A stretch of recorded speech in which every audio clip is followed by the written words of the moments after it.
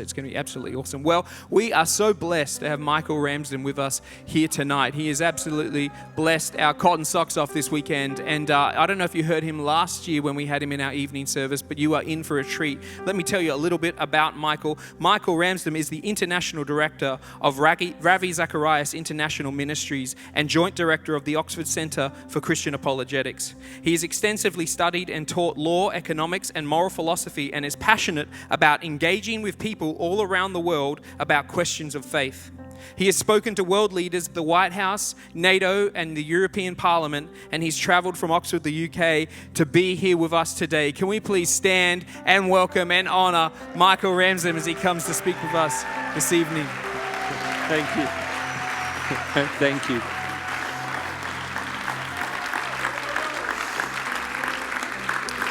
Thank you very much. Please do take a seat. It's absolutely wonderful to know wherever you travel, you find family, and that's one of the incredible things that I discovered after I became a Christian, and it's wonderful to know that there's family here. As a matter of fact, I also have blood relation family here as well in Australia, and one of my cousins comes to your church. She sat down here on the front row, Emma. So I'm just telling you that, so if you don't see her, just text me and let me know so we can follow through. Tonight, I want to talk about something which, in one sense, theoretically should be the most obvious thing to all of us. But sometimes you feel like you're looking at an issue. There's something so obvious about it, it's difficult to see. Someone once very profoundly said, it's hard to see the walls of your prison when the cell is made of glass. And there are some things which are around us which are just part of the environment, they're part of the atmosphere. We live and we breathe it, it's just there all the time. And we know that something's shifting, we know that something's changing. Things feel different, but it's hard to see what it is. And in one sense, that's what I want to be talking with you about this evening. There's a well-known story, I don't know if you've heard it before. This is the trouble with these stories, is we all like telling the same ones. Of a guy who was working in a building site. And there was a foreman who was appointed to look after the building site because there's always the danger that people will come and steal stuff. Anyway, one day the foreman, he's standing there and a guy comes along with an empty wheelbarrow, and in the empty wheelbarrow there's a cardboard box. And he looks at this guy and he thinks, this is the most bizarre thing I've ever seen. So he looks in the box, it's an empty cardboard box. He's thinking, well, I can't stop someone taking a cardboard box, so he waves the guy through. But the next day, there's the guy with an empty wheelbarrow, and the only thing in the wheelbarrow is a cardboard box. The guy thinks there's something wrong with this. So he decides to search the guy rather than the box. Pats the guy down, searches him, there's nothing there. Third day, same guy comes, he's got an empty wheelbarrow, a box in it. At this point, he thinks, you know what, there could be something hidden in the tire, which instead of air, maybe he's put something in there. He takes the tire off the wheelbarrow, it's just air in there. Nothing's been hidden. Well, this happens every day. For 3 weeks, every day, the guy comes to the checkpoint, he's got an empty wheelbarrow with a box in it. And it starts to drive the foreman insane.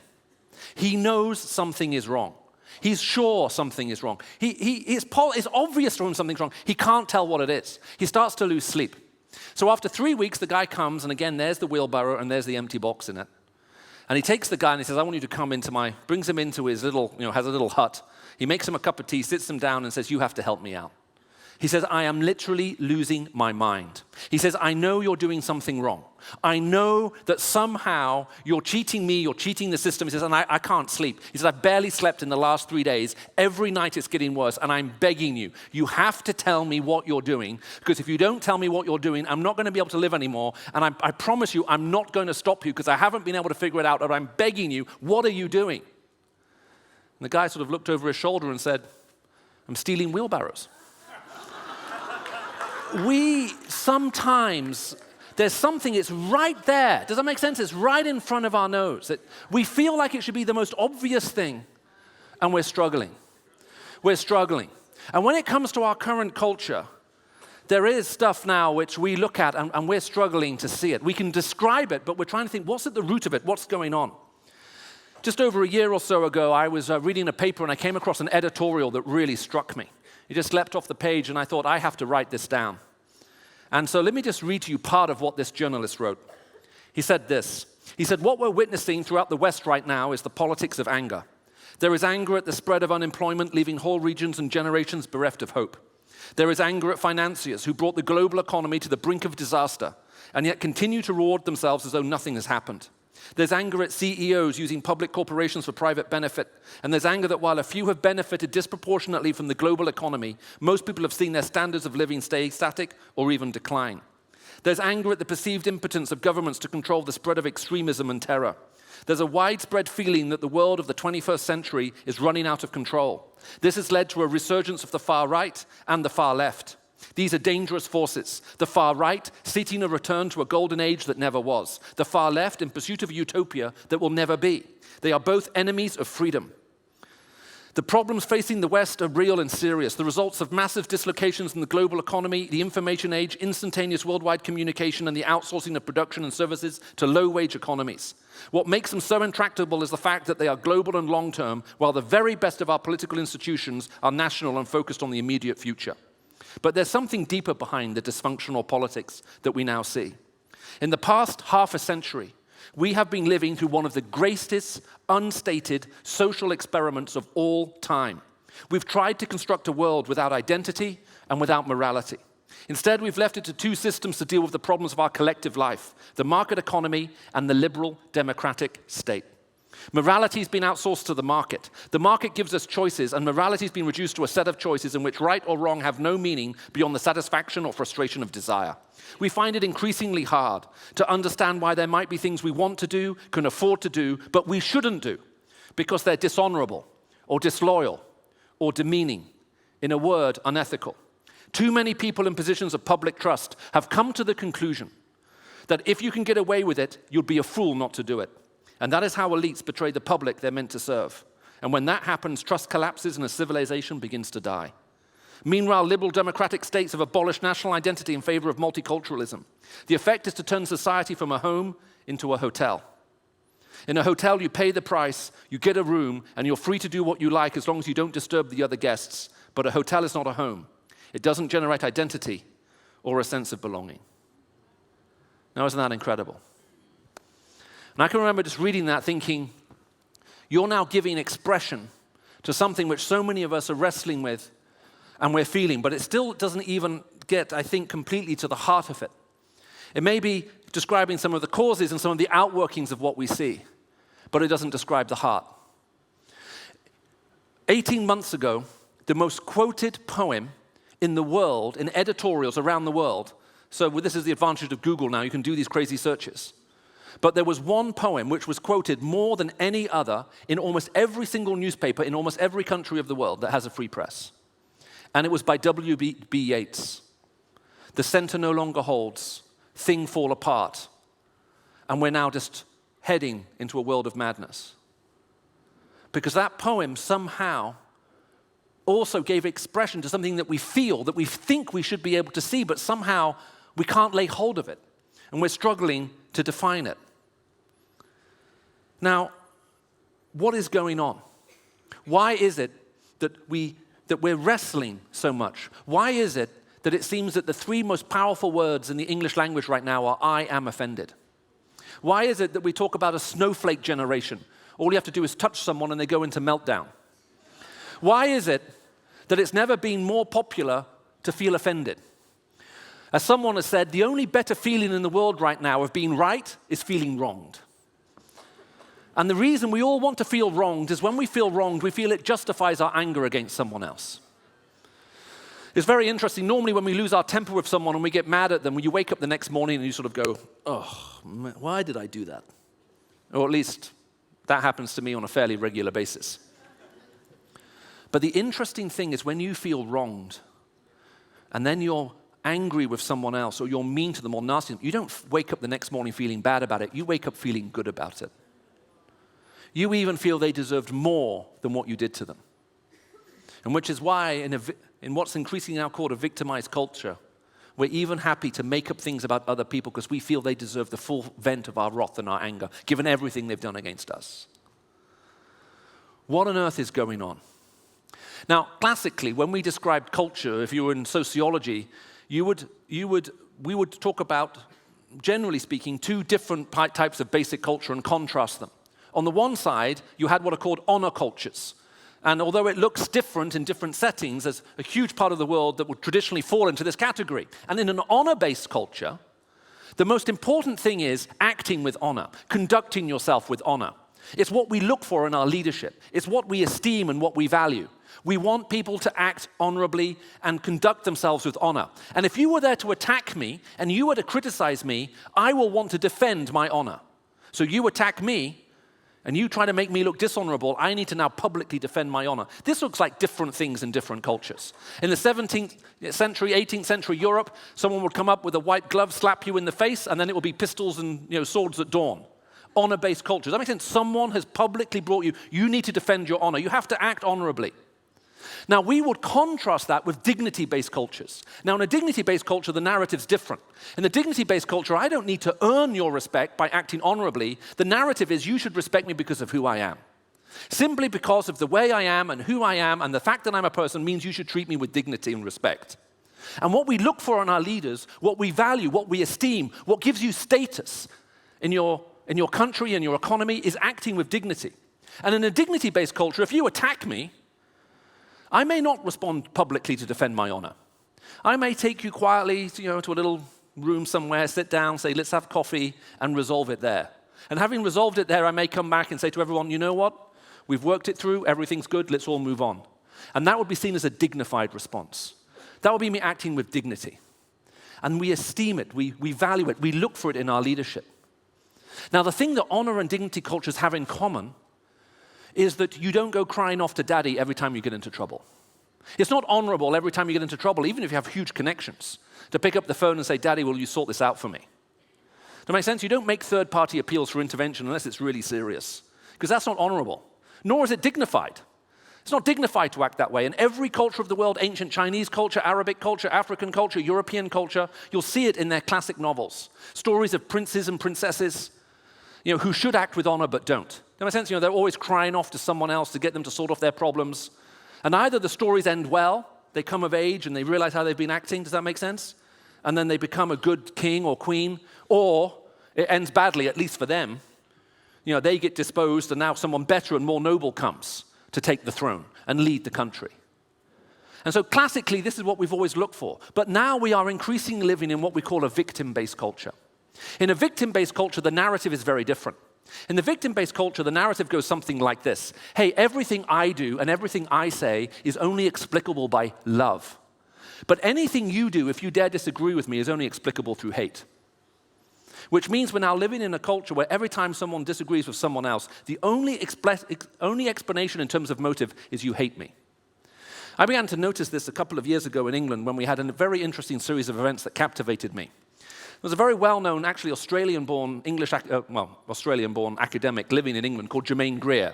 She's a well-known feminist. Pretty sure she's an atheist, I think she is, from what I've read. And she is very, very high profile. Well, Germaine Greer made headlines in the UK a couple of years ago when she made comments about transgenderism. I'm not going to repeat what she said because she used lots of short four-letter words. As a believer, I'm not allowed to use them. Although if I were to use them as believers, you would have to forgive me. And what she said was indeed offensive. There's no question about it. And she was due to be speaking at a big university a few weeks later. So the National Union of Students had a debate in which they decided should they ban Germaine Greer and no platform her, prevent her from speaking at British universities. And they decided the answer to that question should be yes. So the union at the university debated and wanted to pass this motion. Well, at this point, a guy called Peter Tatchell, who is Britain's leading gay rights activist and has been for many decades. He's been campaigning for gay marriage for decades. He held a press conference with the BBC. And he said, it's wrong for you to ban Germaine Greer. You can't no-platform her. She's a world-famous academic. You should allow her to come and speak at the university, go along, disagree, and ask difficult questions. Because he said this, Peter Tatchell was no-platformed by the student body for, amongst other things, being homophobic. Now, how does Britain's leading gay rights activist suddenly be accused of being homophobic? And the answer is, well, one of the students involved in passing this motion against Germaine Greer was gay. Everything I do is motivated by love. Anything you do, if you disagree with me, is only explicable through hate. He hates me. I'm gay, therefore he's homophobic. So this motion was debated, voted on, and they wanted to pass it. Now at this point, another British academic by the name of Richard Dawkins, you may have heard of him, he held a press conference with the BBC and also used a lot of awfully short words that had to be bleeped out and let it be known what he thought about the intellectual capacity of a group of people who could look at Peter Tatchell's life and conclude on the evidence that he was a homophobe. He said, in effect, that he thought these students had the mental capacity more commonly associated with forms of pond life which are invisible to the naked eye. I borrowed that line from Blackadder, just in case you're wondering. He basically said, in his opinion, a group of students who could come to this conclusion was so thick they never should have been allowed to go to university in the first place. Because he ran to the defense of Peter Tatchell, a motion was put before the body to have Richard Dawkins no platform from speaking at British universities. At this point, a guy called Sir Brian Cox, who's probably Britain's leading sort of atheistic scientist, often on television, has a lot of programs, massive profile, he held a press conference with the BBC, saying you can't ban Professor Richard Dawkins from speaking at universities in England. I mean, he's pretty well known. You need to let him speak. What on earth is going on? And the answer is, we're living in a victim-based culture. All of us, the way we get status in our culture is by being a victim. It's not by acting with honor, it's not by acting with dignity, which is what Richard Dawkins has got in his mind. It's by being a victim.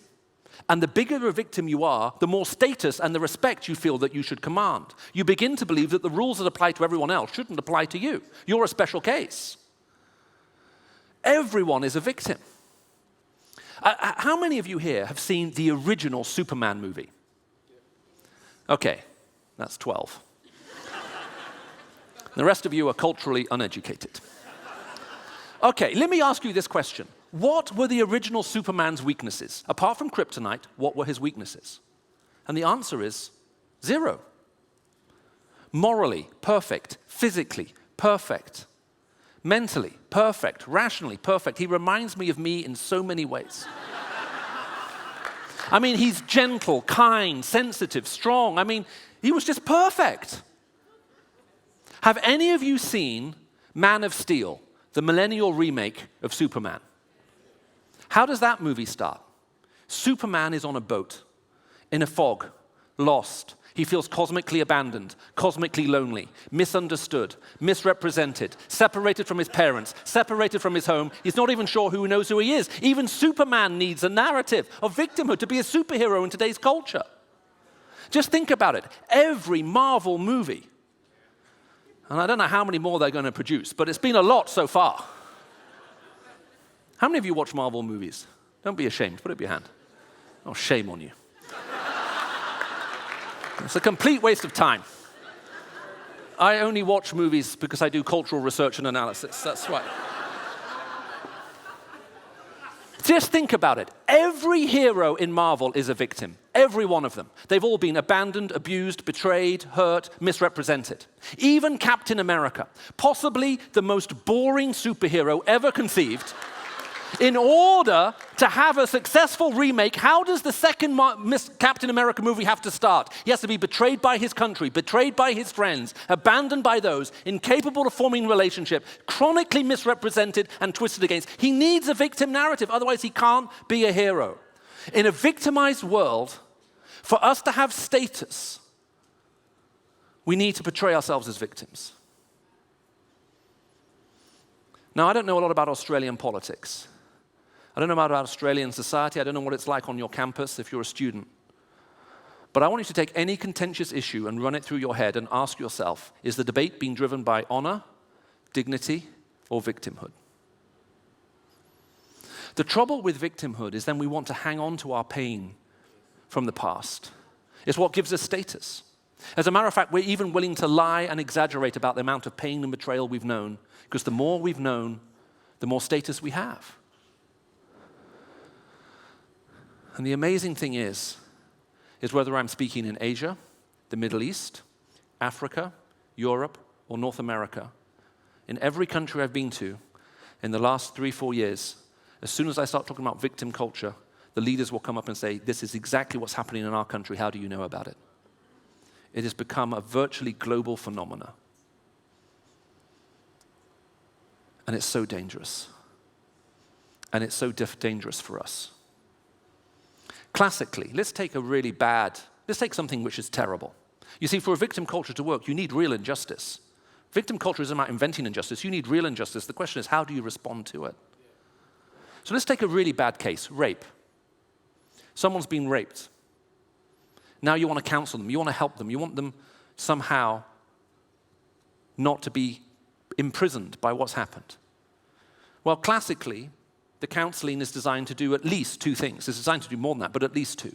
Number 1, please don't allow this event to define you. This event doesn't define who you are. Does that make sense? Don't allow this to define you. And number 2, don't allow what has happened to you, this terrible, horrible, unjust thing, to dictate and direct your future. If you allow that to happen, the person who did this terrible thing to you is now robbing to you even in the future, let alone what happened in the past. And even if all you can do is put them on a parallel track where they have to live with the pain and the hurt and the betrayal and all of the consequences, even if they're on a parallel track, you at least want that parallel track to be saying, please, this doesn't define you. You're more than this. And you want to do everything you can to help them. But in a victim culture, because we get our status from our pain and our grievance, we hang on to it. Either whatever is happening to us now or whatever happened to us in the past, we have to hang on to all of our historical grievances. It's what gives us status in our culture. Which means that our cultures are now locked in a vortex of competitive grievance. We're all trying to out-victimize each other. So if you're not part of a pre-established victim group, you're going to argue for reverse victimization. Okay, I'm being victimized against because I'm not a woman, or I'm not this, or does that make sense? It's reverse discrimination. I'm being victimized too. And then we start to have a debate about who's the bigger victim. And we're locked in this vortex that's sucking everything down. As one political commentator has said, our politics is only going to become increasingly angry and divisive until we find a way to break this cycle. It's dominating everything. And we see it everywhere. Now, it's in light of this that I want to therefore share with you probably the only sermon you're ever going to hear out of the first verse in Corinthians, where Paul writes to the church in Corinth and he says, Paul, called to be an apostle of Christ Jesus by the will of God, and our brother Sosthenes. Now, I don't know if any of you have ever read 1 Corinthians 1, verse 1, and thought, who on earth is Sosthenes? It's a good question, isn't it? I mean, what's he doing? Even if you've been invited here as a guest and you're not even a Christian, chances are you've heard of Jesus Christ. You may possibly have heard of the Apostle Paul. But who on earth is Sosthenes, and why is he in the opening verse of this book to the letter in Corinth? I mean, who is he? Have you ever asked yourself that question? Well, Paul went to the city of Corinth. And when Paul went to Corinth, he shared the gospel there. He shared the good news of Jesus Christ. And a guy called Crispus, who was the head of the synagogue, and his entire family became Christians. Now, as a result, he joined Paul. And so the Jews elected a new leader of the synagogue called Sosthenes. Now, Sosthenes was egged on by some people around him saying, you need to shut this guy Paul up. And so Paul brought a law case against, so Sosthenes brought a law case against Paul before a guy called Gallio. Gallio was one of the 2 most powerful judges of the Roman Empire. He was, if you like, one of the supreme court holders, legally speaking, across the Roman Empire, the dominant empire of its time. His brother was a guy called Seneca, who was a tutor to the Emperor Nero. So he had a direct line to the emperor. That's what you call real political connection and power. And so they bring this law case before Gallio to shut up Paul and stop Paul talking to people about Jesus Christ. I'm sure here in Australia, if you are a Christian, you could find it very hard to imagine anyone trying to use the law to stop people talking about their faith. Is it unimaginable? Anyway, they bring the law case before Gallio, and Gallio refuses to hear it. He says, look, I'm not getting involved in this, and I'm not interested. And he throws the case out. And then the people turn on Sosthenes, and they beat him to a pulp, and they leave him half dead on the steps to the court. Now, I know what you're thinking. Some of you are thinking, Michael, how are you getting all of this information out of 1 Corinthians verse 1? And the answer is, it's all in Acts chapter 18. That's the first half of Acts 18. So just go to the book of Acts, read the first half of the chapter, and that's the story. The question is, what happened next? What happened when the crowd left Sosthenes, unconscious on the court steps, beaten to a pulp in the anger, and now Paul is standing there? What on earth happened? And I'd like to suggest to you that it's not at all difficult to imagine that this Apostle Paul, who had been saved by grace, walked over to Sosthenes, extended a hand of friendship, picked him up, put his arm around him, took him home, cared for him, and Sosthenes became a Christian. And when Paul writes to the church in Corinth, he starts off by saying, I bring you greetings in the name of Jesus Christ, as does Sosthenes. Do you remember him? Do you remember the guy who tries to use the power of the imperial court of Rome against you, who was so set on destroying you, who so hated you? Do you remember him? By the way, he says hi from Jesus too. I should have said it earlier, by the way. I should have said hi from my friend David Bennett, who is working with some of you will know. And if you haven't seen his testimony, is it on your church? Do you have his testimony on your church website somewhere or connected? Has he shared it here or it's online? Well, David was one of those guys. He was a gay rights activist with a megaphone standing outside the churches, just hating all of you guys. And then he fell in love with Jesus. And now he loves you guys. Although he did tell me a couple of you are not in his good books, and I'll speak to you later. Why does Paul reference Sosthenes at the beginning of his letter to Corinth? And the answer is actually found a few verses later. Paul says to them in verse 10, I appeal to you, my brothers and sisters, in the name of our Lord Jesus Christ, that you agree with one another, that you say there be no divisions among you, and that you may be perfectly united in mind and thought. My brothers and sisters, some from Chloe's household have informed me that there are quarrels among you. So Paul, first of all, writes to the church, and he's saying, I hear you guys are divided. I hear there are disagreements amongst you. Of course, that would never happen here at C3. Actually, his language is stronger than that. When he says you're divided, the Greek word he uses is Aris. It's from Ares. Aris is the goddess of war. Paul literally writes to them and says, I have heard reports that lead me to believe that the goddess of war has been released in your church. That is a very powerful image.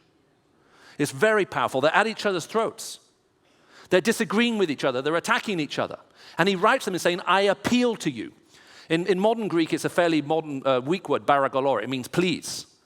But it carries with the idea of begging. I am begging you. I am on my knees, and I am pleading you, and I am begging you. You need to be united. You need to come together. Somehow, some kind of spirit of division and war has been released amongst you, and you need to understand that that can't possibly be true here. It can't be true in the church, because it is true we once hated each other, and we once thought of ourselves that way, and we once treated each other that way. But now we've been forgiven, and we've experienced this love. We can't do that anymore. It's not an option. We're going to have to love each other. Your brothers and sisters, that's the whole point. You don't get to choose your brothers and sisters. I know we would sometimes wish that we could, but we can't. He's saying, you guys, you have to learn to love each other. You need to remember how much you've been forgiven, and then you need to extend that same forgiveness to everybody else. And then after he appeals to them for unity, he begins to address them and turn them back to the division of the world in which they're in. Now, it's really interesting. There was a survey done about a week ago, published by one of the world's largest German think tanks, in which they surveyed 125,000 people in 50 different countries. And one of the questions they asked was, when do you feel your government ever acts in your own interest? And here's what's interesting. They surveyed democratic countries and dictatorships. Dictatorships answered that question more positively than democratic governments. As a matter of fact, in the Western world, 63% of people said that they felt the government never acted in their interest or rarely. And if you want to know what these oppressive regimes are, they're countries like Sweden, Denmark, and those other famous oppressive nations that are stopping people doing from what they want. There is huge, massive scale disillusionment with our government everywhere. We're cynical about politics to a whole new degree. We see division and we see nothing that seems to deal with it. Nothing that seems capable of changing people's hearts. Nothing that's reducing the amount of hate in our society. Nothing that's protecting us from terror. Nothing that's making it better. Nothing that's making it fairer. Nothing that's making it more just. And as far as we're concerned, everything's getting worse. And at times we have to be jolted awake because there is real injustice in our societies. There's no mistake about it. But if we think that we're worse off than being in a dictatorship where people are brutalized and just simply disappear, then maybe there's a part of our thing where we're misinterpreting what's happening around us. Because a society isn't built about getting your own way. Society is about having a commitment so strong to each other that you're prepared to give up your own way in order to find some kind of unity. A society where everybody wants to have their own way isn't a society at all. It's just a group of warring individuals. And that's precisely what we're in danger of becoming. So Paul then, having then talked to them about that, he then says, he turns his sight to the world. And he does something which is rhetorically brilliant. And if I had an hour, I'll go into detail with it with you. And don't say amen, otherwise I will. But if you read the next part of this letter to the Corinthian church, and you pick up any what's called technical commentary on the text, any commentary that really delves into the language of the text, you'll find most people will say something like this. This is Paul's most eloquent writing. This is Paul at his most eloquent and fluent and beautiful. Now, why do they say that? Well, the reason is that there's a section that basically runs from 1 Corinthians 1, verse 17, all the way down to 2 Corinthians, verse 2, to chapter 2, verse 2. And I can't run through all of it with you, but it basically goes like this. He talks about, I'm coming to you. He talks about the fact that people shouldn't be using lofty words. He talks about his preaching, and then he talks about the cross. And then in 1 Corinthians 2:2, he talks about his coming to them, his use of lofty words, the cross, and the proclamation. They mirror each other. Do you see that? They're the same. And then he has like an argument. It goes like this: 1, 2, 3, 4, 5, 6, 7, 6, 5, 4, 3, 2, 1. Those are all the verses in between. So it's like A, B, C, D, 1, 2, 3, 4, 5, 6, 7, 6, 5, 4, 3, 2, 1, A, B, C, D. So it's very beautiful.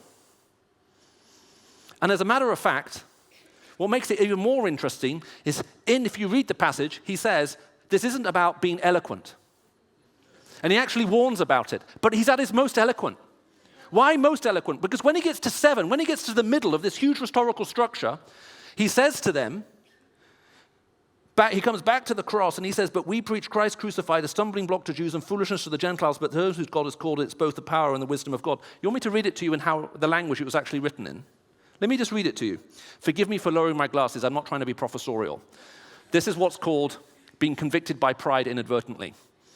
A couple of years ago, I went to my optician and they said, wow, at your age by now, you should need reading glasses. It's amazing you don't. Give it another 2 years and you will. And last year I went to my optician and I said, your prophecy has been fulfilled. I'm having trouble reading. So they made me these lovely varifocal glasses, and I used them for a year and then I broke them. So when I went back to the optician recently, they said, do you want varifocals again? I said, I really don't think I need them that badly. Just give me a normal pair. And now I found out I can't read anymore. So when I lower my glasses to the end of my nose, it's for no other effect than, honestly, I can't see anything. I'm basically 7 diopters out in each eye, and if you're an optician, you'll realize that basically means that that's in focus. If you're 3 feet away from me and I'm not wearing your glasses, I've got no idea who you are. But let me read to you this is how it's written. Hei me este crusomen, Christon este rumenon, Eude es men scandalon, ethne sinde moreon. Did you hear it? It rhymes. That's why they say this is Paul at his most eloquent. He's warning about the use of eloquence in preaching the good news of Jesus Christ, and he breaks out into rhyming Greek while he does it. Now, what on earth is going on? What on earth is happening here? Well, the most famous speech in the ancient Greek-speaking world was given by a guy called Pericles. Pericles was a general who helped build the Parthenon, one of the 7 wonders of the world. And he also led the Greek army against an invasion from the barbarians, and he successfully repelled the attack.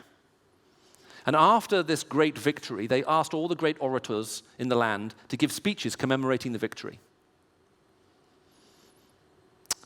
And Pericles gave a speech that was so moving, that was so powerful, that was so strong. They asked it to be repeated every year on the anniversary of the victory. It made grown men break down and cry. Every year on the anniversary of this victory, they repeated it. Every school child knew it. It was the most famous speech. Every culture has these speeches. If you're in England and you say to people, "We will fight them on," they will say, "The beaches." Well, how do they know that? You only said 3 or 4 words, and the answer is, well, it's a really famous speech. Every school kid knows that. If you're speaking in America and you say 4 years and so many years ago, well, how do you know that? And the answer is, if you live in America, I've actually brought a live one with me. He's traveling with me here. You learn it in school, right? You often stand up in front of your parents and they recite the speech to their parents. Everyone knows it. Every culture has speeches which are landmark, and this was their landmark speech.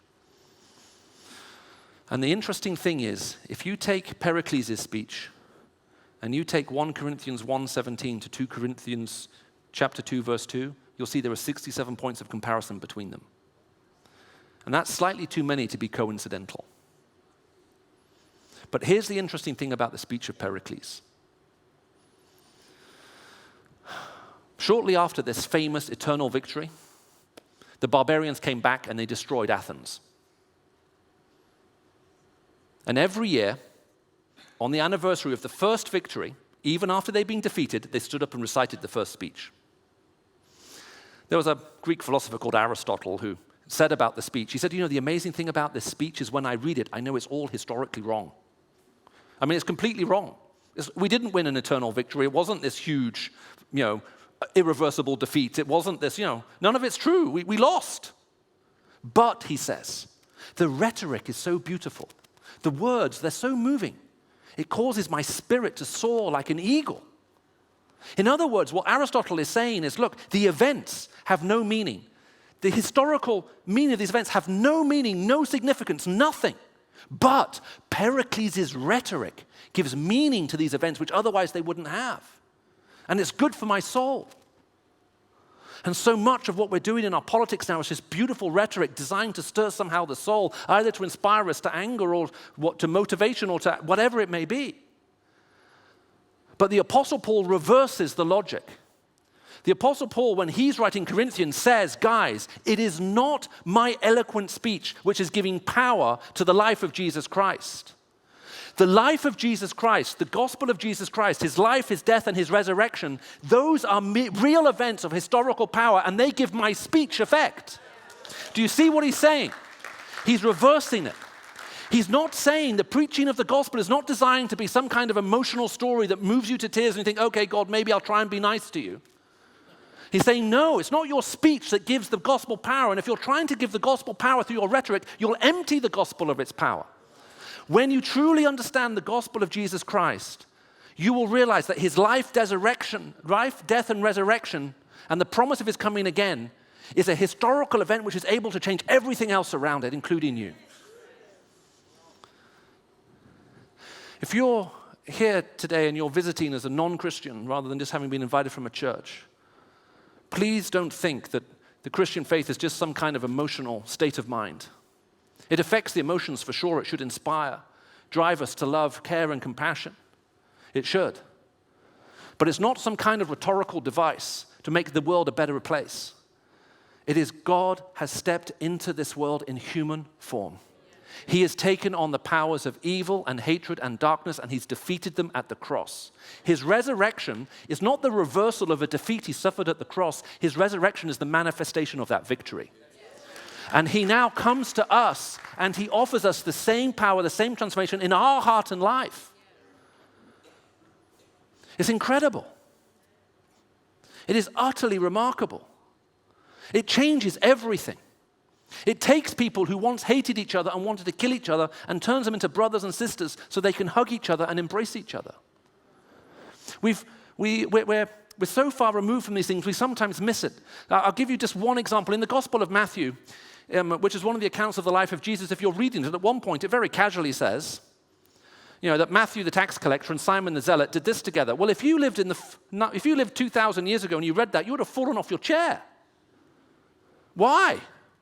Matthew the tax collector works for the occupying Roman forces, and he's a sellout. Simon the zealot is part of a reactionary physical force that went out to go and kill collaborators like Matthew the tax collector. And now you're reading that the two of them are working together and together with Jesus. If you were to hear their story 2,000 years ago when the Gospel of Matthew was read out loud, you'd be, wait a minute, stop. How's that possible?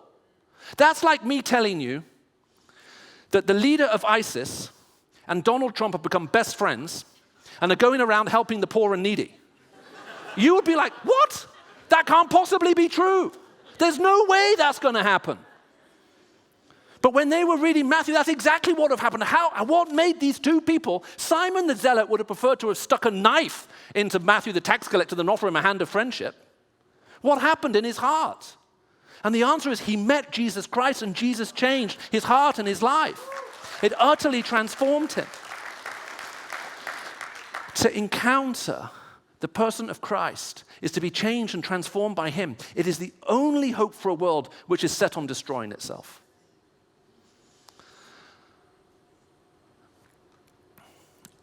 Earlier this year, I met with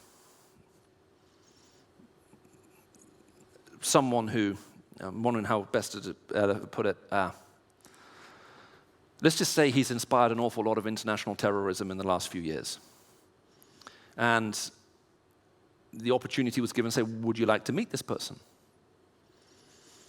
And so after we agreed, we went to go and meet this guy.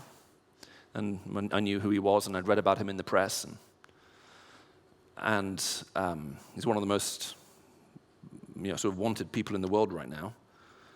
And after he came in and smiled and greeted us, we sat down in the room, and his opening question was, if someone believes the wrong thing, does their life have any value? Opening question. So here's my tip for addressing international terrorists. Be gentle. So I looked at him and I said, well, what do you think? Seemed like a safe question. And he said, no. He said, in my experience, even when people join our group, they never change. He said, I've never seen a human life change. I've never seen a human heart change.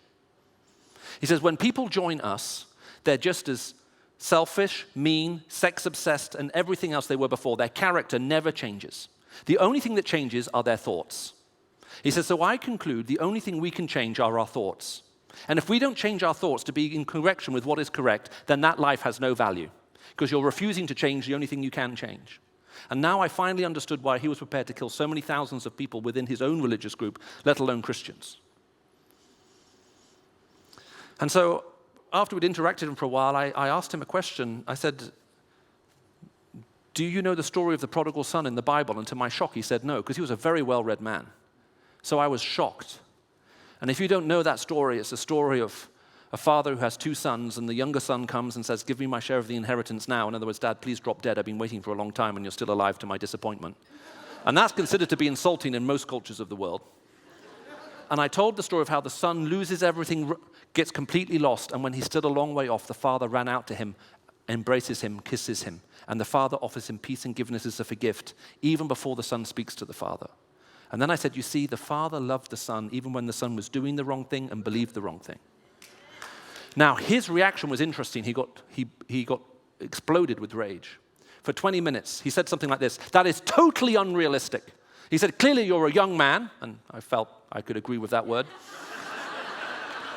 He says, and you're utterly romantic in your view of the world, because this is utterly impossible. No one can live like that. No one can act like that. No one can do anything like that. What you're talking about is utterly unrealistic. Here's why. And he went on and on and on. He says, and finally you'll come of age and you'll realize that's true.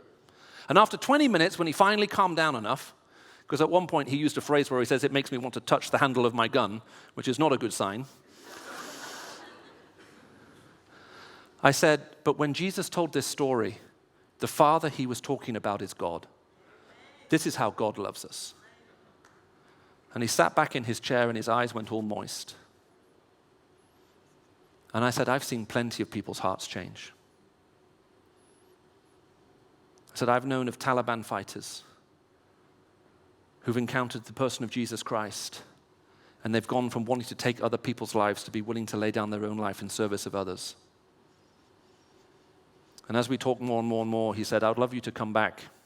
And suggested I bring my family. I'm hoping it's for good reasons rather than anything else. But this is what the gospel of Jesus Christ does. It changes lives. And if you're here today and you think the gospel of Jesus Christ is anything less than that, then you've never truly understood the gospel. He wants to change your life. And he wants to change your heart. And in a minute, if you've been sitting and maybe you've been thinking about the gospel for a while and you've met Christians and you've been pushing to a side, or maybe you think about that maybe you've made some kind of initial step, but you realize you need God to change your heart, to get rid of the anger and the rage and all of that mentality stuff we were talking about earlier. I'm going to offer a prayer in a minute. And I'll just ask you probably just to briefly just stand where you are as a sign of saying, look, I'll just God, I need this prayer in my life. But before I do, I want to just tell you one last story. When we look at our world, especially with that description I gave, it looks so messed up, we think, this is huge. I mean, what can I do? It's not possible. You know, in London, there's a statue which all kinds of people have their photograph taken in front of, and none of them actually know what it is. It's very famous because the statue is on the masthead of the London Evening Standard, which is the paper, the biggest selling paper there in London. And they think they're having their picture taken in front of a statue of Eros, the goddess of love. Because it's a fat cherub with little wings and a bow and arrow. It's in Piccadilly Square. And people stand, normally lovers, that makes sense, and they have their picture taken with the statue behind them. But that statue isn't Eros. That is actually a statue of Eros' lesser-known brother, Anteros. It is the statue of selfless love. It was erected in London when a man by the name of Shaftesbury died. Because when Shaftesbury became a Christian and his heart was changed, he campaigned tirelessly for changes in labor laws to protect children, for the establishing of schools, for the provision of hospitals, for hospices, for care, for education, for fairness. And he utterly transformed the landscape of London. So much so that when he died, the city was a radically different place to when he had first come into it. And on his death, they could think of nothing better to do than to erect a statue in the image of the God of selfless love, which actually they shortly renamed the year after the God of Christian charity. In a sense, a symbol that he had laid down his life in service for his nation and completely changed it with the gospel of Jesus Christ. And God is looking into each one of you, every one of you here who call on the name of the Lord. And he's saying, I want to use you to transform your community, to transform your city, to change your nation. You need to start by making peace with people. We don't take reconciliation in the church strongly enough. Paul takes it very strongly. As a matter of fact, Jesus Christ himself said, if you go to the temple to worship and you realize that someone has something against you, leave your gift there and go and make peace with them first. Do you remember that? In other words, Jesus Christ is saying, worship me second. I'd love you to show me anywhere else in Scripture where he says something like that. It's that important to him. You need to make peace with your brothers and sisters.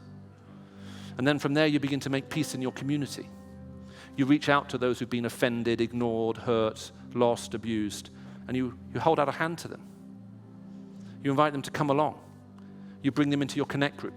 In other words, you're generous to other people, generous in your understanding, generous in your forgiveness. You become generous in your hospitality. You become generous in your giving. I would encourage you, since they were talking of tithes here earlier, be generous in it. I do a lot of travel, so the way my wife and I tithe is we make sure we just set it up electronically so that every month 10% of our income goes to the church. That way if we're not there, we don't miss it. That's the beginning of our giving. It's not the end of it. Our first commitment is to our local church. I hope yours is too if you're a believer. It should be to here. But then you think, well, what else can I do? The reason people like Shaftesbury changed London wasn't because they asked the question, what can I do? They asked the question, what more can I do?